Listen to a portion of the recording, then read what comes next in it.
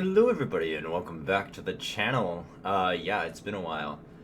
You know what I talked about finals in my last video? Well, yeah, I'm kind of like in the midst of finals week. And I've just been focused on college and haven't been focused on LOR. Also playing other games like Elden Ring. So my attention was drawn elsewhere, as it were. But hey, it's reveal season, and that's a good way to get me back into it. So let's jump right in. Jhin. Jhin was revealed a while ago. I bloom like a flower in the dawn. The stage is... Alright, we have a 4-4 in the Runeterra champion region. Still not quite 100% on how that works. Origin, the Virtuoso. Attack, deal 2 damage to all stunned enemies. Oh. Oh, that works really well. Oh, wait, does this... It's actually, it's like another Yasuo without quick attack. That's kind of funny. You've played 12 plus fast spells, slow spells, or skills. Alright. That's a pretty doable level up.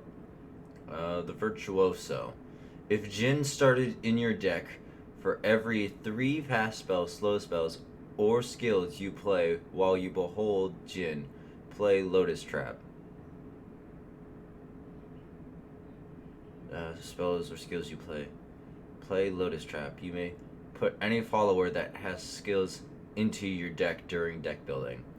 Okay, so this is the restriction and the benefit and the payoff from the deck building perspective. That's what the origin means. Okay. All right. Oh. I am frightened, but I am ready. Come, dear. You will bring our show to a close. I will give them... Oh my gosh, Lotus Trap. Deal 1 to the enemy nexus. If Jhin is in play, stun the weakest enemy. How much does it cost? Oh, it doesn't cost anything. The music swells. Oh. Oh.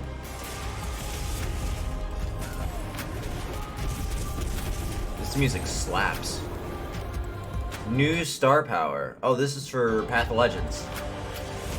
Notify patrol to close in on this location. Art requires a certain...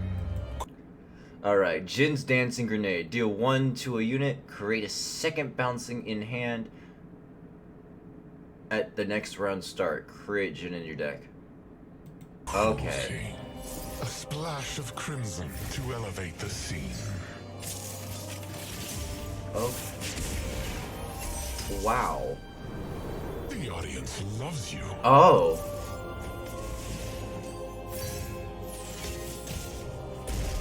A shame your art is appreciated by so few.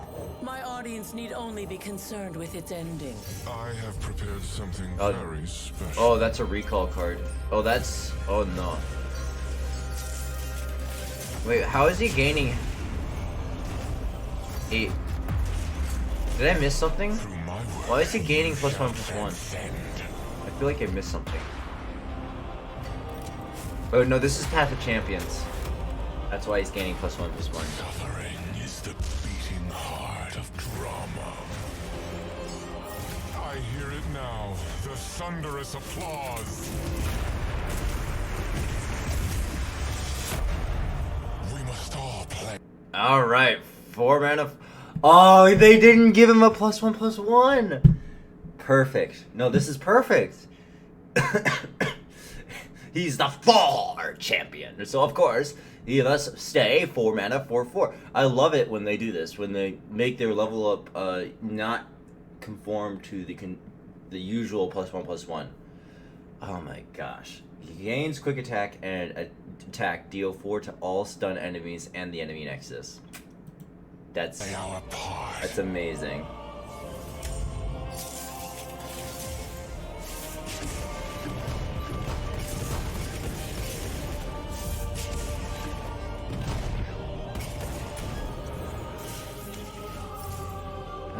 goodness. Ah, your curtain call. On cue. Everything is 4! Oh gosh, let me see those. Let me see those cards. Alright, so we have Lotus Trap. We have the Maker. 3 mana, 3/2. Play recall a unit with less power than me. Okay, it's really strong, but it's not as bad as I thought it was going to be. Recall is such a powerful effect. I mean, this is so flexible. It like 3 mana, 3/2 is not even a bad body with the recall effect. I mean, you can do funny things like troll chant to stop this. Okay, that's hilarious. You could troll chant the Maker and make it so that it can't recall anything. That's pretty funny. Gruesome Theater. Recall a unit with 3 or less health. Alright. We have recall. We have a recall in Bandle City that's 3 or less attack. 3 or less health. I don't know. I feel like it's probably not. I mean, when compared to Quicken, which is the one that is in Bandle City, I think this is worse. It's the same mana cost. It's basically the same effect, but I think attack is a lot. There's a lot more powerful things like engines that are balanced around having less attack than there are important targets that are balanced around less health. Yeah, I think that's where I stand with it. And I mean, an opponent can lose health and then you can put this on the stack, but then they've already gained value from the trade. Yeah, I just don't see this being any better than Quicken. And Quicken is not even that great of a card, so yeah, I don't. Gruesome Theater is not that great. Now, Jhin's Grenade Bounce. I'm also going to assume that, yeah. Okay, wait. Is this not a main deckable card? I don't think it's a main deckable card because it has this I think it's attached only to Jhin. This is a Jhin exclusive spell. That would be awesome. That would be so cool. Okay, deal 1 to a unit, create a second bounce at the next round start. Create Jhin in your deck. And then second bounce obviously doing 4 damage because he is the man who is obsessed with 4. 2 mana, 4/4, ephemeral, stun an enemy. Interesting application here. You could make a low to the ground ephemeral aggressive deck and have this play down, summon Shark Chariot, and negate a blocker. Or you could play this defensively to stun an enemy. It's like it's very similar to it's very similar to what's it called? I'm blanking. It was in the video. Sentry. Yes, it was Sentry. Yeah, the 3/2. Spider. Arachnoid Sentry. Very similar to that.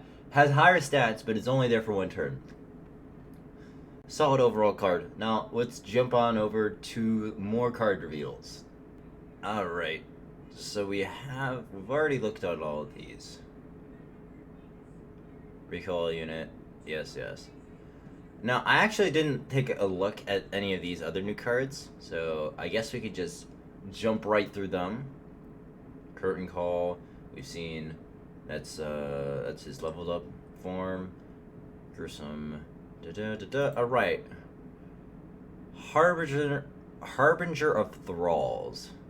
2 mana, 2/2. Freljord, play. Summon a frozen thrall or advance all your frozen thralls 1 round. Okay. This is so cool. Oh, I love this card. This is very flexible. And very good for the thralls archetype in general. I mean, just another way to get your thrall. I mean, the first part is probably the most important part. Play summon a frozen thrall. Getting your thralls out early is the most important part, and so having a unit that does that for you is really good, especially when it's really early as 2 mana. And it's also not even a dead card if you draw it later, because it has this ability to advance your other thralls 1. So it's just overall solid for the archetype. What have I done? Alright. Now we have the Kinku's Call. 4 mana slow speed, summon a Keeper of Masks now or at the start. Oh, now or at the start of the next turn and draw 1. Okay, and the Keeper of Masks is the ones that when you summon it, it gives everything attack. So you can basically set this up on your defensive turn, so that it plays it on your attacking turn when it's fully developed. Or if you've fully developed and you want to develop even further into your attack, you can do this. The draw 1 makes it worth it, I think. Like, 4 mana is usually really expensive, and for a 2 mana card. But I think the draw 1 evens it out. It gives you it cycles itself, and then it gives you the minion with the implication that you're setting it up for a big attack. I think Kinku's Call is going to be a really interesting card. I don't know if it will see play immediately though. It's sort of a combo-ish card that you need to find the right deck for, in order for it to work. But I will watch the future of this card with interest. Alright. A dragon for Demacia? About bloody time. Protective Broodfather. 8 mana, 7/7. Fury. Attack. Summon a unit. If it's a dragon, summon it attacking. Oh, draw a unit. I thought it was summon as random unit. I'm like, what? No, draw a unit. If it's a dragon, summon it attacking. That's so cool. That is so cool. I don't have much to say. More dragons in the in Demacia is just fun and good. It's just fun and good. It supports the archetype, makes it so you can create more interesting decks. I am worried about this epic rarity right here, but it seems like a perfectly good card on its own. Because I don't know, like, you're drawing a unit, and ideally you play this in a deck full of dragons, so you have a pretty good chance of summoning that drawn unit, attacking, that adds to your development. That's a pretty strong effect. And depending on the dragon, could be game changing.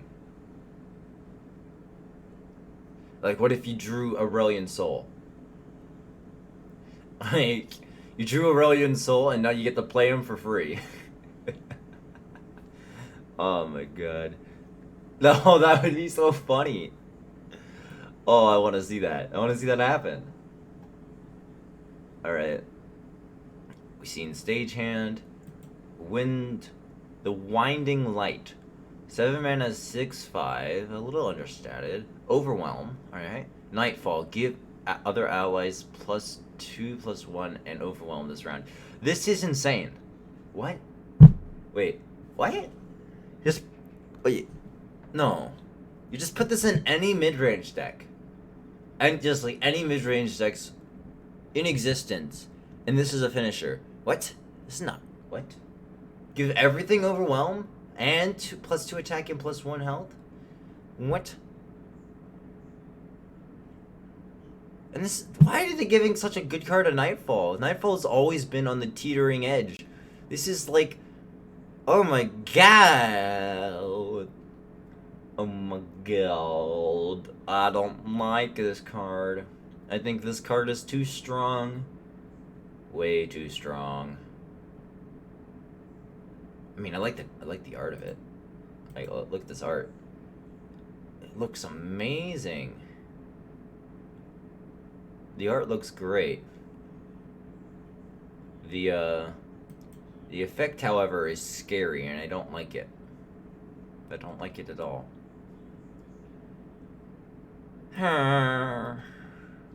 Alright, we have Chamber of Renewal, 3-mana landmark. When you summon a champion, destroy me to grant me +2, +1, and spell shield. I think the epic tier is all we need to see. This card doesn't look all that great. You are slowing down your game plan and spending three mana, mostly for the spell shield and a stat buff on a unit. Maybe if the game was slower, but Runeterra is not what I would call a slow game, so hard pass. All right, ooh. This is a cool looking card. 6 mana, 2/2, Ravana, the Lore Keeper. When I'm summoned, grant units in your decks my stats and draw a unit with 5+ power? Wait. Wait. Alright. So this is what you do.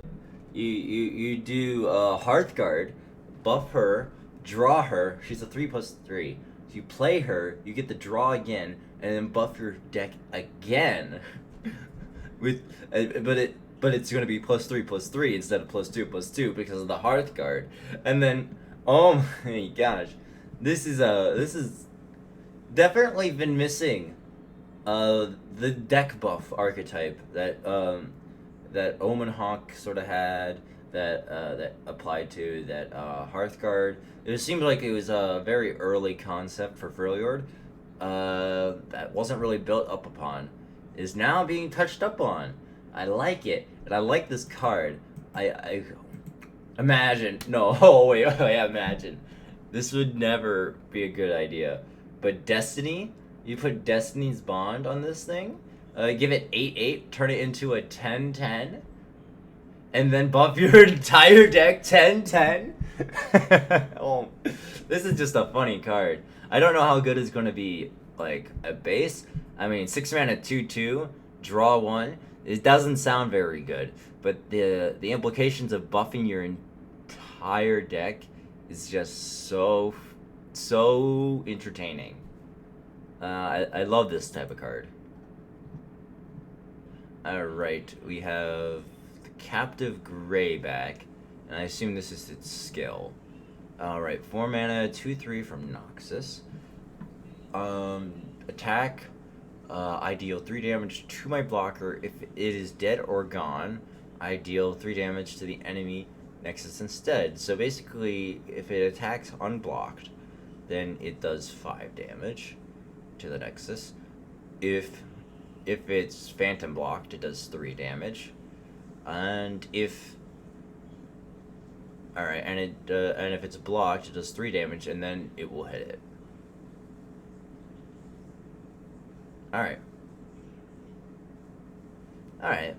Oh, no. It does, I deal 3 damage to my blocker if it's dead or gone.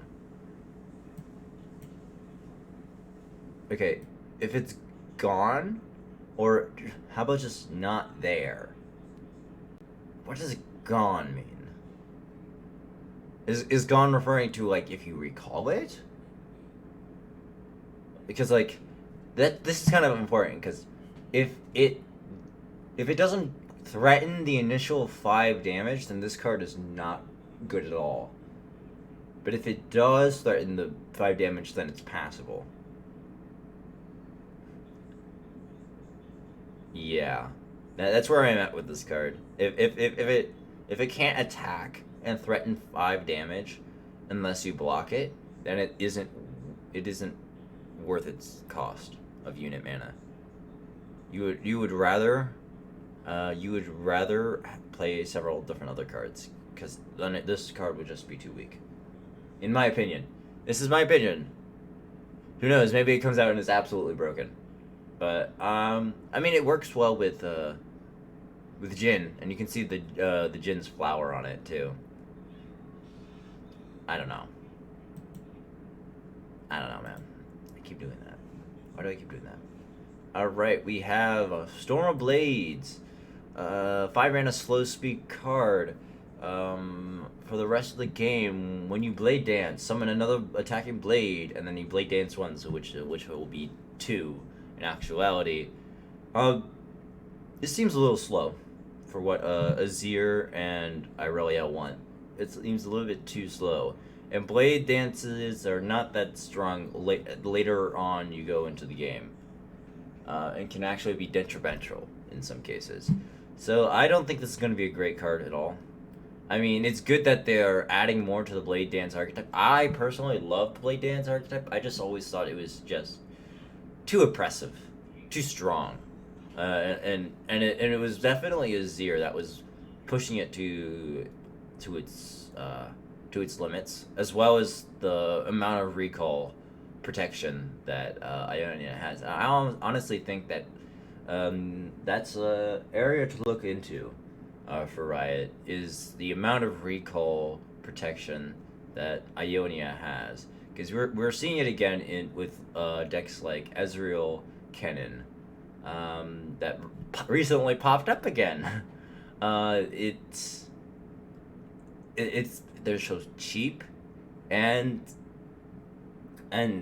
like they save it and then they play it again, and then they get their effect. It's and they have so many of them. It gets annoying. It gets grindy. It's like, okay, I'm just grinding out their answers until I can actually kill it, and that's not fun in my opinion. It's not fun.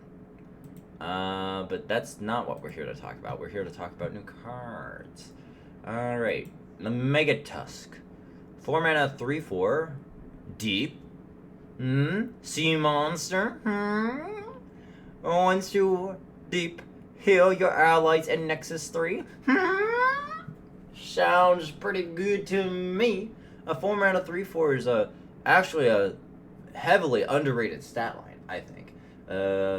I think it's just a very solid stat line. Being deep, being able to become big, and then once you become big, to heal your allies in Nexus. That's exactly what deep wants. It wants sustain, and this can provide it sustain. Perfect. Absolutely perfect addition. Why do I keep doing that? It's a habit. Sputtering Song Spinner. Pick one of 2 cost cards to create in your hand and set its cost to 0 this round. Repeat 2 more times. 2, 4, 6. So you get 6 cards that cost 2 and cost 0 this round. If I'm doing that, if my math is correct. Yeah, I don't know how good this card is. It depends on the regions you're picking. Like, getting Troll Chance would be pretty good. And they're not fleeting, so you can keep these cards. So, like, if you get some really good protective tools from a certain region, and then you can just keep them. Getting Mystic Shot is a real possibility. Getting free Mystic Shots. Though I don't know if... I guess the biggest thing you can compare this to is Progress Day. It gives you a bunch of draw. Like a bunch of draw. Wait, no, like this fills up your hand basically. 2, 4. It gives you 6 cards. 6 cards, and they cost 0. I mean, like, they're limited to 2 cost cards, but I don't know, man. Filling up your hand, that's pretty good. I would. It really depends on what deck you're playing it in, though. Yeah. It has potential. I keep doing that. It has potential. But maybe this epic rarity makes it so that it's unable to see much play. Deal 2 to an enemy? What? Oh, it's this card. Right. Yeah. Lord Broodmane. Broodmane? 6 mana, 2/4. Play. Deal 2 to an enemy. If your fast spells, slow spells, and skills have when I damage a stunned or damaged enemy, kill it. Oh, okay. So, basically, we have Scorched Earth on a stick. Scorched Earth on a stick that applies to other spells and abilities. Nice. Very interesting controls card in the region of Noxus. I feel like Noxus is underrated when the concept of as a control region. I think it has a lot going for it. A lot of big finishers in particular that are higher cost. But yeah. This could be interesting. Could potentially kill a damaged unit off the bat. Alright, or a stunned unit. And it works really, really well. It works really well with Jhin.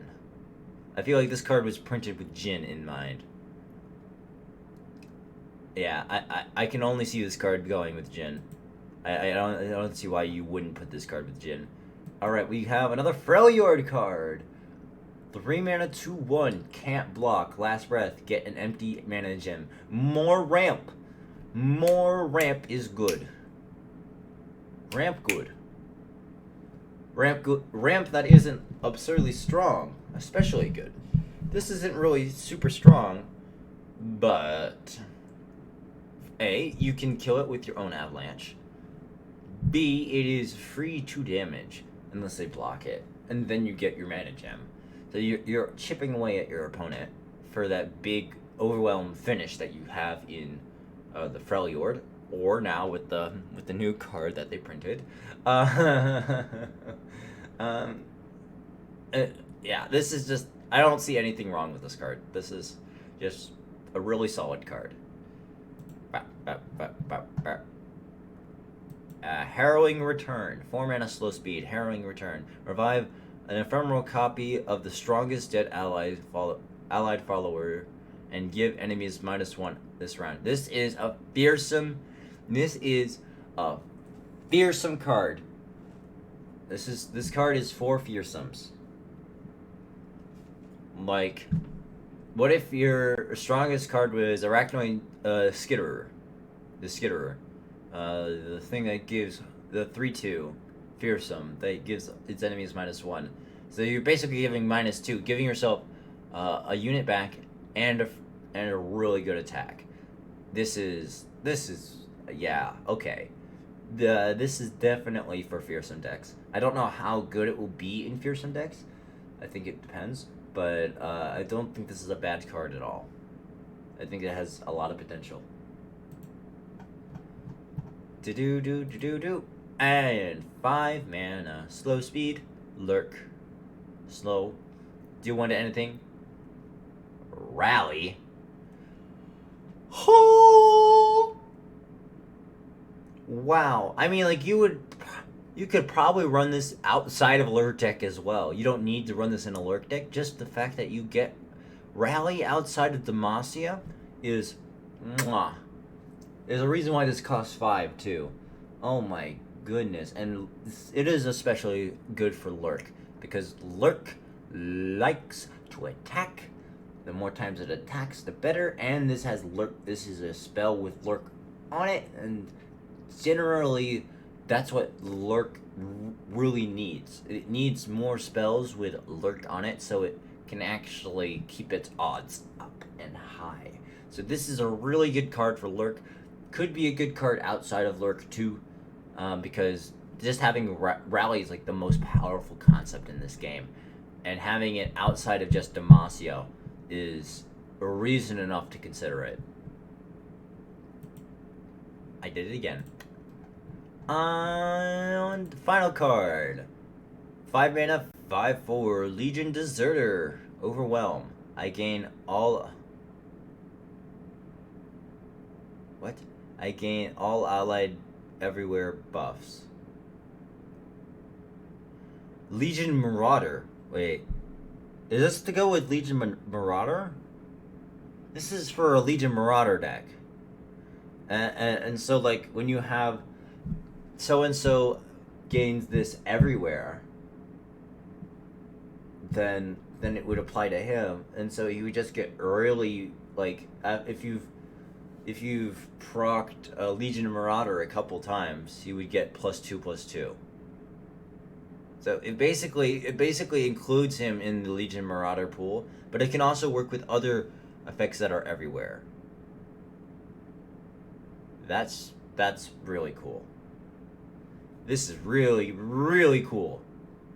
I like this idea, and it's a good finish. Another good finisher in Noxus. Oh yeah, baby. Noxus is like the best region. I mean, like, it's definitely the most fun region, if not the best. Oh my god. Alright, but that should be all the cards. I hope you all enjoyed my reaction. I hope to get back onto the Legends of Runeterra recording train. Let's see how long I last. I generally do better over the summer. Generally, as long as I'm not working. But we'll see. I hope to see you all in the next one. Bye-bye.